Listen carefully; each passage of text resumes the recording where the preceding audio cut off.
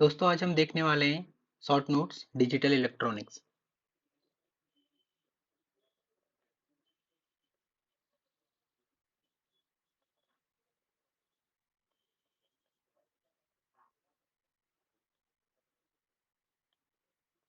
सबसे पहले हम देखते हैं कॉन्सेंसस थ्योरम।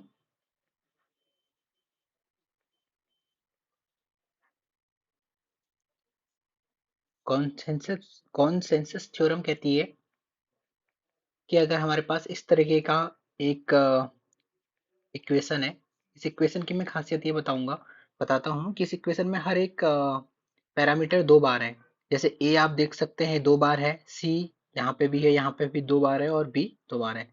तो इस इक्वेशन का सॉल्यूशन होता है जिस भी डिजिट के ऊपर बार है, जैसे ए के ऊपर बार है तो इस कॉन्सेंसस थ्योरम कहती है कि इसका सॉल्यूशन होगा A B plus A bar B.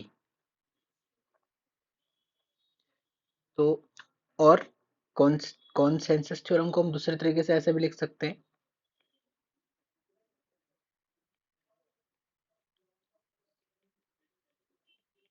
यहाँ भी आप देख सकते हैं कि हर एक डिजिट, हर एक हमारे पास एक्सप्रेशन, जैसे ए आप देख सकते हैं दो बार है, बी दो बार है और सी भी दो बार है। तो इसका सॉल्यूशन भी इस पे एक्सप्रेशन के ऊपर बार है, ए के ऊपर बार है, तो वो हर कॉम्बिनेशन को हम लिख देंगे जहाँ ए प्रेजेंट है। तो ये कॉन्सेंसस थ्योरम है। दूसरा पॉइंट है हमारे पास डिमॉर्गेनाइज का, डिमॉर्गेनाइज रूल।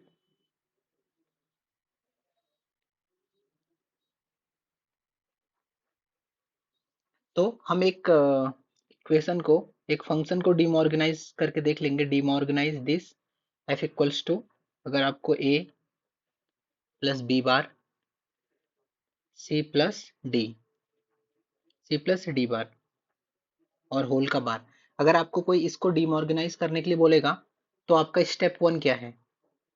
स्टेप वन है कि जो भी फंक्शन आपको दिया हुआ है उस पूरे को आप पहले बार करिए। तो देखिए जो ये बार मैं लगा रहा हूँ, ये जो सेकंड नंबर पे, ये पहला स्टेप है। दूसरा स्टेप कहता है, हाँ तो पहले स्टेप में आप देखेंगे अगर दो बार हो गए हैं तो हम उनको बार को रिमूव कर सकते हैं। दूसरा स्टेप कहता है कि जितने भी प्लस साइन है उनको डॉट में कन्वर्ट करिए और डॉट साइन को प्लस में। तो आप देख सकते हैं कि ए प्लस बी बार था तो हमें इसे ए डॉट बी बार कर देंगे, और ये बीच में डॉट है तो इसे प्लस कर देंगे, और सी प्लस डी बार है तो इसको सी डॉट डी बार कर देंगे। स्टेप थ्री कहता है कि इंडिविजुअल जो भी एक्सप्रेशन है ए बी सी, हर एक इंडिविजुअल का बार करिए। तो ए है तो ए का बार हो जाएगा, बी है तो बी बार का बार सिर्फ बी, सी का बार हो जाएगा और डी बार का बार सिर्फ डी। तो ये डीमॉर्गेनाइज थ्योरम है। तो हम किसी फंक्शन को इस तरीके से डीमॉर्गेनाइज कर सकते हैं। तीसरा हम देख लेते हैं sum of product and product of sum. हमारे पास दो तरीके से फॉर्म होता है, एक होता है sum of product and product of sum. तो इसको हम देख लेते हैं अभी।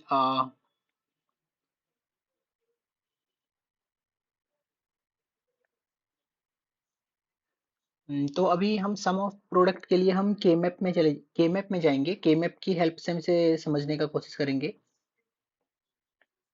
तो सम ऑफ प्रोडक्ट इस टर्म से, जैसा कि आपको समझ रहा है कि किसी चीज का प्रोडक्ट हो रहा है और उनका फिर सम हो रहा है इंडिया मतलब अलग से। तो सम ऑफ प्रोडक्ट में हम चीजों को इस तरीके से लिखते हैं, और प्रोडक्ट ऑफ सम में हम क्या करते हैं, पहले सम करते हैं एक्सप्रेशंस का, फिर उनका प्रोडक्ट करते हैं। तो इस तरीके से प्रोडक्ट ऑफ सम फॉर्म होती है, प्रोडक्ट ऑफ सम फॉर्म चलती है। तो अभी हम पहले के मैप बना लेंगे।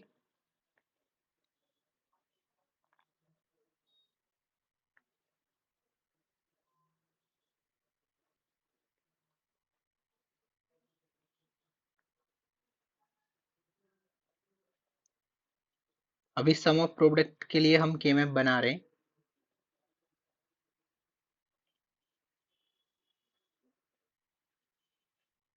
तो हमारे पास तीन वेरिएबल हैं, ए बी सी। तो सम ऑफ प्रोडक्ट के केस में हमको याद रखना है कि हम जीरो को किसी भी वेरिएबल के बार से शो करते हैं। तो अगर जीरो है तो उसे ए बार, अगर वन है तो उसे सिर्फ ए। तो जीरो जीरो को हम लिखेंगे बी बार सी बार, जीरो जीरो वन को लिखेंगे हम बी बार सी, वन वन को लिखेंगे बी सी, वन जीरो को लिखेंगे हम बी सी बार। और हमको पता है कि हम नेमिंग किस तरीके से करते हैं, zero one two three four five six seven. तो अगर तो आपके पास क्या हो जाएगा यहाँ से, अगर आप पहले वाले को देखिए, सिर्फ अगर पहले अगर ब्लॉक को अगर आप देखते हैं तो आपके पास हो जाएगा A bar B bar C बार, मतलब जीरो जीरो जीरो। अगर आप सिर्फ इस वाले ब्लॉक को अगर आप देखते हैं तो आपके पास हो जाएगा A bar B bar C bar equals to zero zero zero. अभी अगर आप इस ब्लॉक को देखते हैं तो आपके पास हो जाएगा ए बार बी सी, मतलब जीरो वन वन। ओके, तो इस तरीके से ये हमारा सम ऑफ प्रोडक्ट हो गया। अभी प्रोडक्ट ऑफ अब सम ऑफ प्रोडक्ट को मैं अ, दो वेरिएबल्स के लिए भी बना के दिखा देता हूँ आपको। अगर हमारे पास सिर्फ दो वेरिएबल हैं ए और बी, तो हम इसे लिखेंगे ए बार ए, इसे लिखेंगे बी बार बी।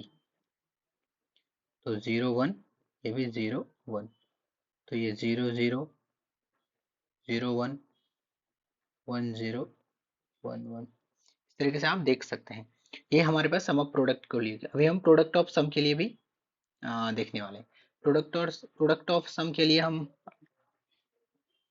फिर से हम ब्लॉक बनाएंगे।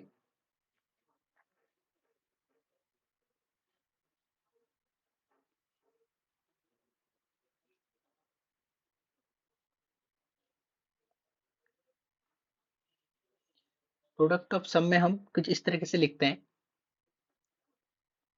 हम यहाँ पे तो जीरो ही लिखते हैं, पर जीरो को जैसे हमने सम ऑफ प्रोडक्ट में हमने ए बार से शो किया था, यहाँ हम इसको सिर्फ ए से शो करेंगे, यही सबसे बड़ा डिफरेंस है।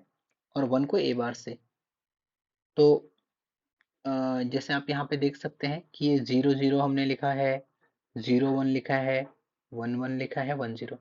तो लिखेंगे यहाँ भी नीचे भी इसी तरीके से zero zero zero one one one one zero. पर पर बी, ये ए बी सी, तो बी और सी की टर्म्स में पर हमें लिखते हुए हमें ध्यान देना है कि जहां पर भी जीरो है बी प्लस सी, दूसरा वाला एक्सप्रेशन है zero one, so B plus C bar, क्योंकि वन का मतलब बार है। तीसरा एक्सप्रेशन है वन वन, मतलब B bar plus C bar. चौथा एक्सप्रेशन है one zero, B bar plus C. तो इस तरीके से हमारे पास zero one two three four five six seven, इस तरीके से हमारे पास प्रोडक्ट ऑफ सम हो जाता है।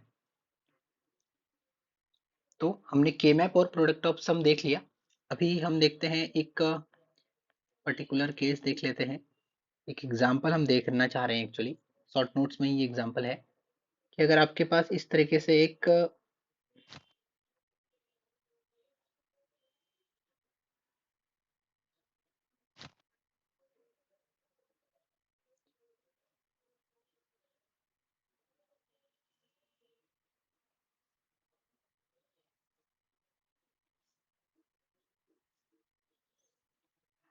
अगर आपके पास इस तरीके से एक ब्लॉक बना हुआ है, मतलब 16 उसका, और आपके पास चार वेरिएबल हैं ए बी सी डी, जिसमें से आपको इस तरीके से सिचुएशन दी हुई है, इन प्लेसेस पे वन है, और ये प्लेस, ये प्लेस और ये प्लेस डोंट केयर कंडीशंस हैं।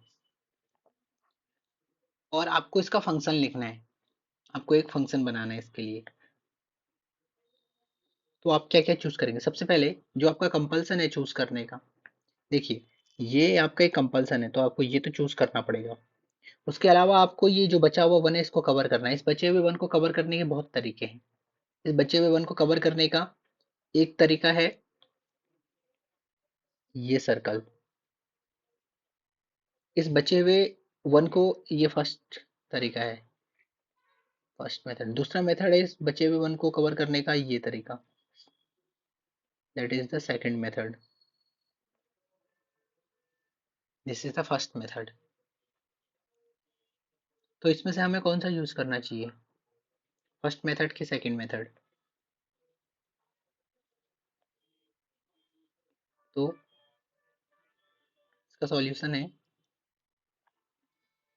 जो ये फर्स्ट मेथड है उसके लिए हम लिख रहे हैं we can not use this method as it uses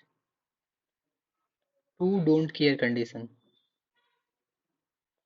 और हम यूज करेंगे डोंट, पर हमें क्या करना, try to make use of less number of don't care condition.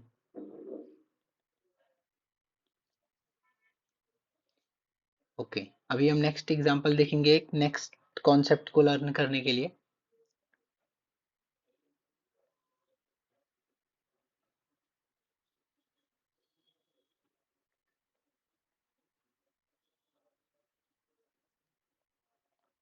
आपके पास अगर इस तरीके से सिचुएशन है 1 1 1 1 1, तो आप इसमें कितने सारे आप मतलब कितने सारे कपलिंग आप कैसे करेंगे? आप एक इसको कपल कर सकते हैं, आप एक इन दोनों वन की कपलिंग कर सकते हैं, इन दोनों वन की कपलिंग कर सकते हैं, इन दोनों वन की कपलिंग कर सकते हैं। इसके अलावा भी आप कपलिंग कर सकते हैं, मतलब कपलिंग की कितनी सारी पॉसिबिलिटीज है। एक कपलिंग की पॉसिबिलिटी ये भी है, अगर आप ये और आप यहाँ पर ऐसे कपल करें तो हमारे पास टोटल 4 पॉसिबिलिटीज हैं कपलिंग की। अभी मैं इसको प्रॉपर नेम दे देता हूँ, A B C, E bar A, B bar C bar, B bar C, B C, B C bar.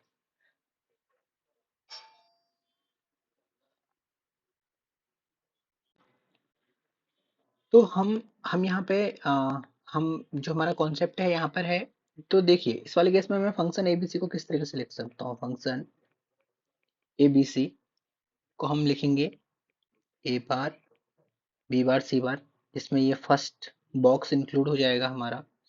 Laser से मैं आपको एक बार दिखा देता हूँ।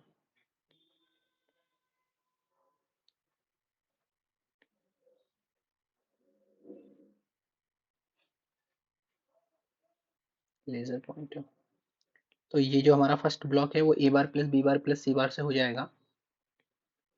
उसके बाद जो हमारा दूसरा ब्लॉक है ये हो जाएगा A bar B bar C. Next हो जाएगा हमारे पास ए बार बी सी बार। एक हो जाएगा हमारे पास ए बी सी। एक हो जाएगा हमारे पास ए बी सी बार। क्योंकि हमारे टोटल 1 2 3 4 5 बॉक्सेस फिल हैं तो हमारे पास टोटल 5 एक्सप्रेशंस आ जाएंगे यहाँ पे। तो अभी हम यहाँ से कुछ चीजें कुछ हम 3 कॉन्सेप्ट यहाँ से लर्न लर्न करने वाले हैं, that is implicant. First is will be the implicant, second will be the prime implicant, and third will be the essential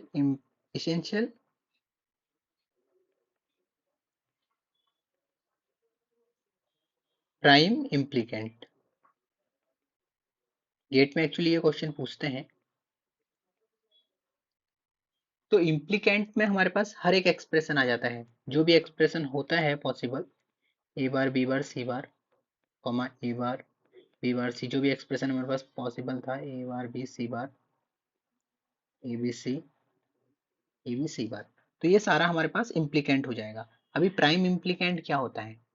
prime implicant है, देखिए जितने आप हमने जितने भी यहाँ पर पॉसिबिलिटी थी, देखिए हमने एक सर्कल यहाँ कंप्लीट किया, एक सर्कल यहाँ कंप्लीट किया, एक सर्कल यहाँ पे, और चौथा सर्कल हमने एक डिजिट इधर से लिया, एक राइट से लिया। तो हम मैक्सिमम टोटल 4 ही कॉम्बिनेशंस क्रिएट कर सकते हैं। तो जितने हम मैक्सिमम कॉम्बिनेशंस क्रिएट कर सकते हैं, उसके बेस पे हम प्राइम इम्प्लीकेंट डिफाइन करने वाले हैं। तो अगर आप पहले कॉम्बिनेशन को देखेंगे, पहले सिर्फ रेड वाले को देखिए, पहले रेड में आप देखिए कि ए बार क्योंकि कॉमन आ जाएगा, पहले शुरू के दो एक्सप्रेशन में ए बार कॉमन आ जाएगा, तो आपका क्या बचेगा? नहीं सॉरी, ए बार कॉमन नहीं आएगा। हम सी को रिमूव कर सकते हैं। देखिए अगर आप शुरू के दो एक्सप्रेशन देखते हैं,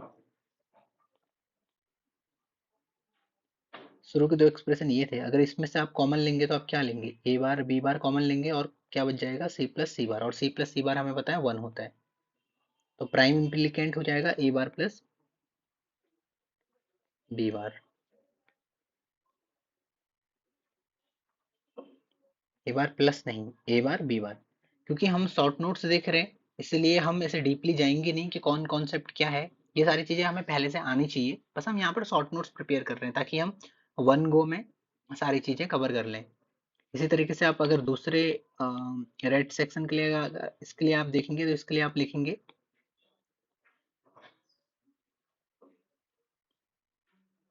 A B.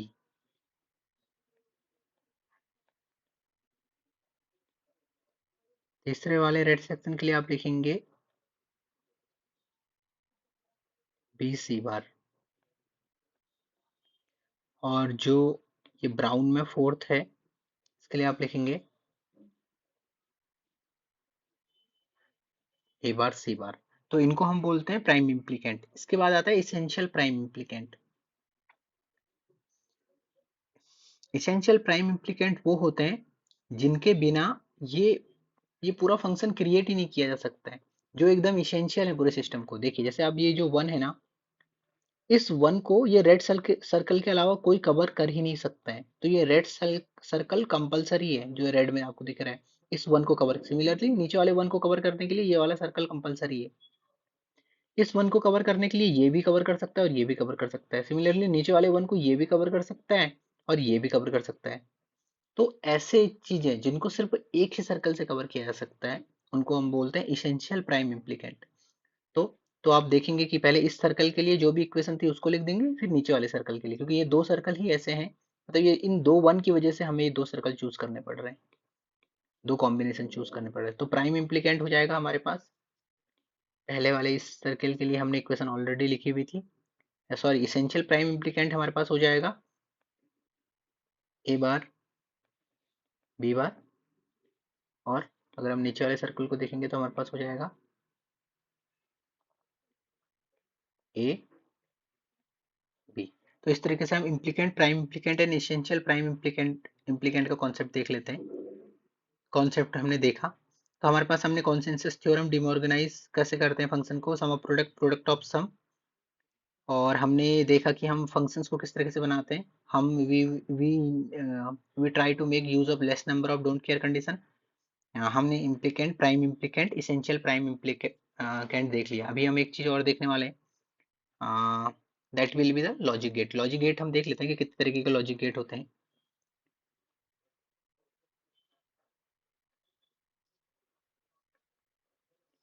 Logic gates, logic gate are of three types, that is basic gate,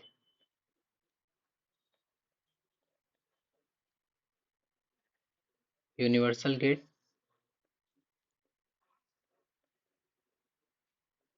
and other gates। तो हमारे पास बेसिक गेट में आता है नॉट गेट,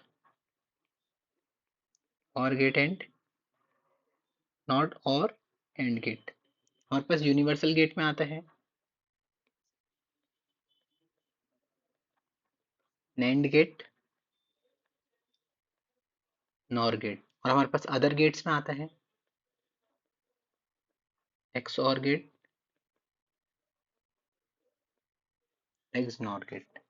तो हमारे ये यूनिवर्सल, ये हमारे लॉजिक गेट होते हैं। उसके बाद हम देखते हैं, उसके बाद हम देख लेते हैं ट्रांजिस्टर्स को।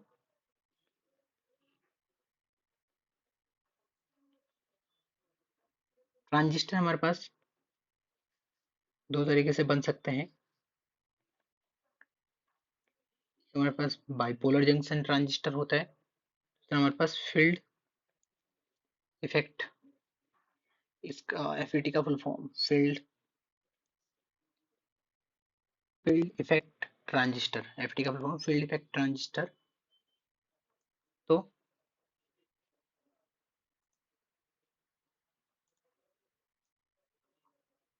बीजेटी में हमारे पास होता है, बीजेटी में भी हमारे पास दो तरीके से होते हैं ट्रांजिस्टर। पहले को हम बोलेंगे एनपीएन और सेकंड को हम बोलेंगे पीएनपी। और एफईटी, एफईटी में हम अभी नहीं जाएंगे, तो बीजेटी में हम पीएनपी और एनपीएन को देख लेते हैं।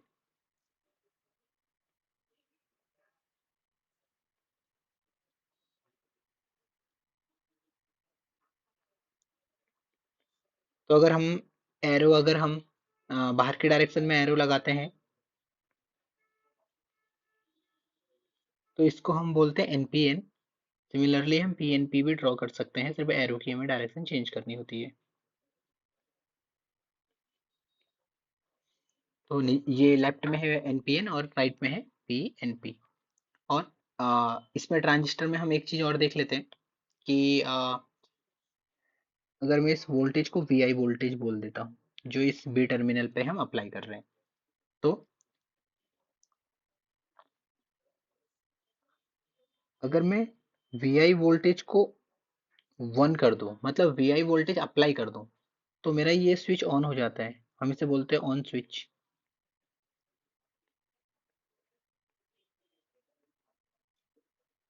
अगर मैं वी आई इक्वल्स टू 0 रखूं तो मैं इसे बोलूंगा ऑफ स्विच। और ऐसा क्यों है? एक्चुअली एक डायोड फॉर्म होता है हमारे पास